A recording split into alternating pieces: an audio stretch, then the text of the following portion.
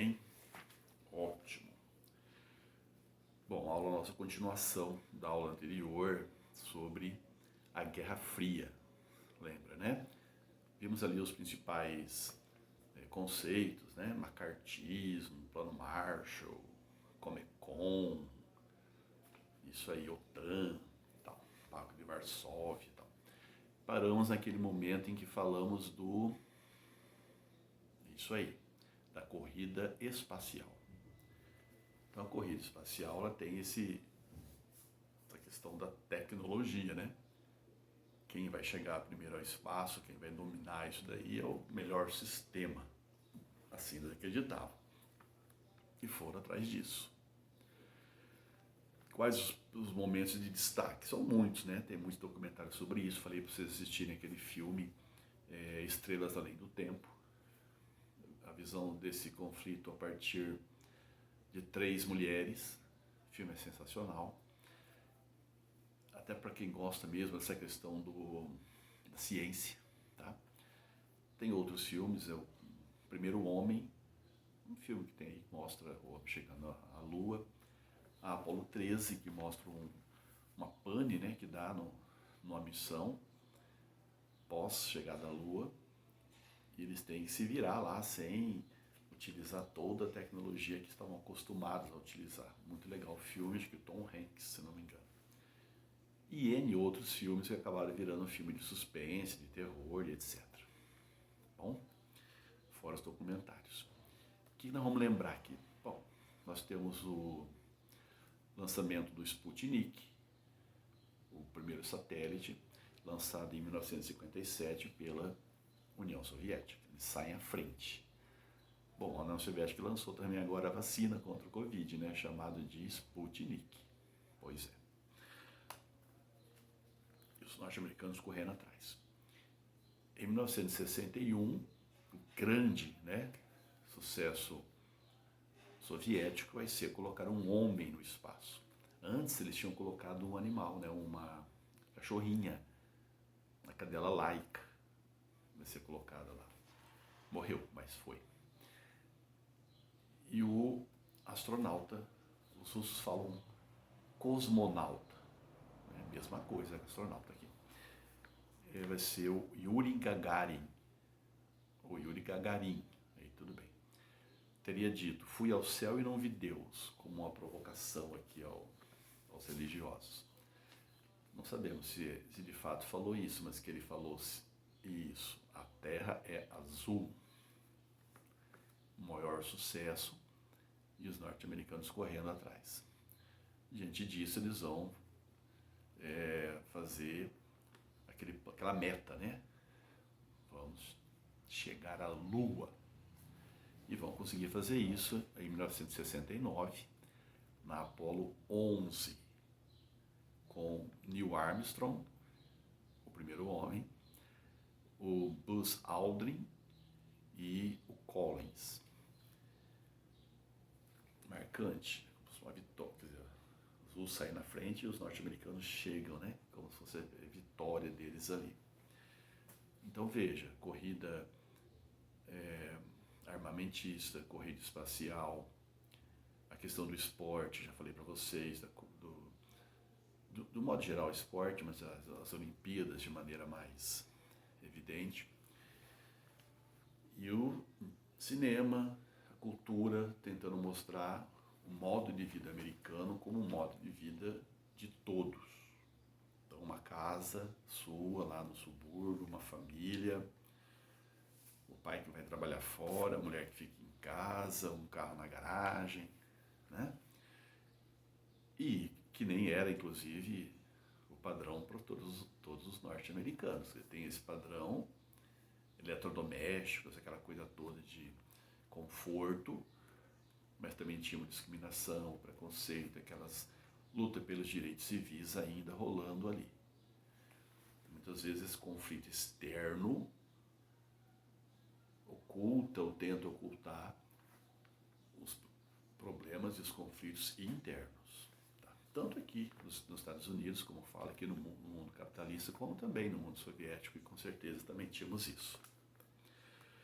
Bom, faltam 2 pontos aí. O próximo é aqueles momentos em que a guerra ficou muito quente. Já vimos um na Guerra da Coreia, agora temos outro. Um momento provavelmente aqui de mais próximo de uma terceira guerra mundial. Isso aí, a famosa crise dos mísseis em Cuba. Você já sabe, Cuba é uma ilha perto dos Estados Unidos e que faz a sua revolução em 1959. A Revolução Cubana é liderada por isso aí, Raul Castro, Ernesto Che Guevara e o Fidel Castro, entre outros tantos. Eram os famosos revolucionários barbudos. Uma revolução que tem um caráter anti-imperialista, ela é nacionalista nesse sentido. Eles vão confiscar propriedades ali, vão nacionalizar empresas. E que propriedades e que empresas norte-americanas. Por quê? Porque Cuba tinha se tornado um quintal dos Estados Unidos. Anastácio Somoza era o ditador de Cuba. Contra eles que os revolucionários lutaram. E ele tinha transformado Cuba num, mais do que um quintal, né? Tem texto que fala claramente, um bordel norte-americano. Prostituição, drogas, bebida, aquela coisa toda. Então quem vivia bem lá em Cuba eram os não cubanos, né? Os que iam para lá. Essa história você já conhece. Só que os norte-americanos não vão admitir serem questionados, né, dentro da própria América, na cara deles. Então eles vão tentar reverter isso, fazendo uma invasão com cubanos que eram contrários à revolução, então contra-revolucionários, com o apoio, forte apoio, né, explícito da CIA, então dos Estados Unidos. O problema é que o governo cubano tinha o apoio popular, houve resistência e esse episódio, conhecido como a invasão da Baía dos Porcos, foi um fracasso, o que fortaleceu ainda mais os revolucionários. Dentro do contexto da Guerra Fria, Cuba se aproxima da União Soviética pelo contexto da Guerra Fria, pelas necessidades econômicas e por questão ideológica. Então, opta pelo socialismo. Os norte-americanos vão fazer um embargo econômico ali, tentativa de dificultar o comércio, né, cubano. Mas uma das características, vamos dizer assim, desse período é a espionagem. Então, navios espiões identificaram bases de mísseis em Cuba. Então, claro, mísseis soviéticos em Cuba na direção perto dos Estados Unidos, portanto, atingiriam cidades norte-americanas. E aí, deu-se o problema, tá? É claro que no início todo mundo nega, mas tinham até fotos, tá? Não teve jeito. Os Estados Unidos chegam a cercar a ilha, vamos dizer assim, tá? Impedir que entre navio, que sai e tal. Os russos vão dizer que isso é uma declaração de guerra, né? Uma atitude de guerra, tal. Portanto, o mundo estava a um dedinho de ir para a Terceira Guerra Mundial. O presidente norte-americano, então, era o John Kennedy, que tinha um perfil mais progressista, né? Então ele vai dar uma certa resistência à pressão militar para jogar logo uma bomba em Cuba e tal. De qualquer forma, o mundo chegou perto de uma guerra, mas chegou a um acordo. O acordo significaria a União Soviética vai tirar os mísseis de Cuba, desde que os Estados Unidos também tirem mísseis lá da Europa que estão na direção da União Soviética, é o caso da Turquia. E os norte-americanos se comprometem a não invadir mais Cuba e tal. Eles vão aprender que seria mais interessante nesse momento fazer o embargo econômico mesmo. Então acaba aí este processo, tá? Bom, para a União Soviética foi complicado, porque muitos que eu falo assim, principalmente a base militar, aqueles mais conservadores do Partido Comunista, entenderam que isso foi uma derrota. tá? Que o governante de então é o Khrushchev, tá? Foi, demonstrou fraqueza. Então ele vai perder prestígio e em pouco tempo ele será tirado do poder e vai entrar o Leonid Brezhnev, que vai mudar e voltar ali a recrudescer a Guerra Fria, né? Já falamos do Khrushchev um pouco mais à frente, tá? Quando ele denuncia os crimes de Stalin, muda, faz aquela distensão e tal. Bom, o segundo momento de supertensão vai ser a guerra guerra do Vietnã. Sobre o que tem a ver a guerra? Porque todo mundo fala, né? Então, a guerra do Vietnã também é um episódio muito utilizado pelo cinema. Então tem N filmes, tem filmes altamente críticos. Podemos depois passar uma lista para vocês, se for necessário. E que mostra o ataque a civis, a violência da guerra e tal. Aquelas bombas incendiárias, né? Pegar fogo no corpo, a destruição da natureza, né? Porque eles faziam túneis, né? Os Vietcongs, né? Então tinham que destruir tudo aquilo. E por outro lado, aqueles filmes dos super soldados, né? Aqueles que da família do Rambo, né? Do Chuck Norris, que vão lá e acabam fazendo aquilo que o exército realmente não fez. Então todos temos alguma coisa sobre isso. E também foi muito... os protestos foram muito grandes, sobretudo no campo da música. Tá? Mas o que foi então, professor, a Guerra do Vietnã? O Vietnã, que era colônia francesa até então, durante a Segunda Guerra, foi ocupado pelo Japão, e quando acaba a guerra, os franceses voltam. E aí os vietnamitas não aceitam, né?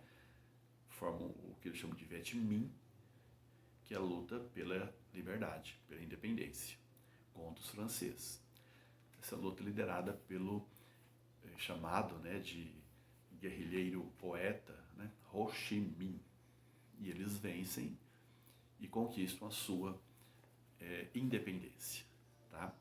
A luta se encerra praticamente em 53, em 54 a Convenção de Genebra concorda que eles são independentes. Parabéns para eles. Mas divide em duas partes, da mesma forma que dividiu a Coreia. Então o Vietnã do Norte vai ser comunista, com a liderança do Ho Chi Minh, e o Vietnã do Sul vai ser, é isso aí, capitalista. O problema é que eles estão no embalo, não concordo muito com isso, e no Sul aparece um grupo, tipo um grupo clandestino que cresce, chamado Vietcong, lá é Viet Minh, que é Vietcong, e que vão lutar para a unificação dos dois Vietnãs sobre o regime socialista. Então, quando isso acontece, nós temos aí a Guerra do Vietnã.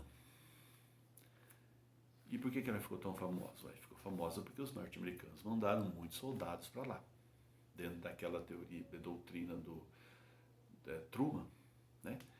Manda, vamos lá, vão impedir isso aí, eu já lembro na Coreia, nós já conseguimos, então mandaram para lá. 500 mil de soldados, 500 mil soldados, armas, tecnologia, país mais poderoso da época, vai para lá, mas não vence. Eles perdem a guerra, por isso essa guerra ganhou tanto destaque. Aqueles que são mais simpáticos, os norte-americanos, não falam que eles perderam, falam que eles saíram da guerra. Saíram, realmente. Mas simplifica. Mas do outro lado ganhou, quer dizer, quando eles saem, os Vietcongs entram em Saigon, que é uma cidade do Vietnã do Sul, unifica e Saigon, e o Vietnã virou socialista, inclusive até hoje. Então, um dos destaques dessa guerra, além do Ho Chi Minh, além da derrota norte-americana, foi o uso de armas absurda, né? Quantidade de armas, de bombardeios, de destruição de vidas e da natureza. E também, pela primeira vez, aquilo que acontecia na guerra acontecia, vamos dizer assim, chegava rapidamente àqueles que não estavam na guerra. Então as imagens da guerra começaram a chegar lá nos Estados Unidos, enquanto a guerra ainda estava acontecendo. Aí ele via seus filhos sendo mortos e as vilas sendo destruídas. Então a sociedade norte-americana se colocou contra o conflito. Foi todo mundo não, gente, já sabe que é divisão, né? Até hoje é divisão. Mas muito grande e de formadores de opinião. Tem um caso interessante, o esporte que os norte-americanos gostavam na época, além do basquete, né, era o boxe. O campeão mundial de boxe era o Cassius Clay, que depois virou muçulmano, chamado Muhammad Ali. E ele é convocado para ir para a guerra. E ele falou, não vou na guerra do Vietnã. Foi preso, perdeu o título, mas ele resistiu. Falava que a luta estava aqui e tal. E outros tantos vão fazendo assim. Vale destacar o mundo musical, né? Bob Dylan fez algumas músicas interessantes de protesto, inclusive contra também o Vietnã. Então, esse meio cultural agindo de maneira política, e nesse caso, em nome da paz. Parabéns. Tá? E a última parte do nosso texto é o que ele chama de distensão, né? É a diminuição do conflito, né? Um momento ali de detente, como se fala. Bom, não, tem ainda contracultura. Mas vamos falar aqui a detente que já comecei. Os Estados Unidos estavam numa crise, né? Ele também nesse período passou também por crise, sobretudo aqui na época do governo Carter. Então ele tinha uma crise militar, que foi a derrota do Vietnã. Uma crise econômica, provocada pela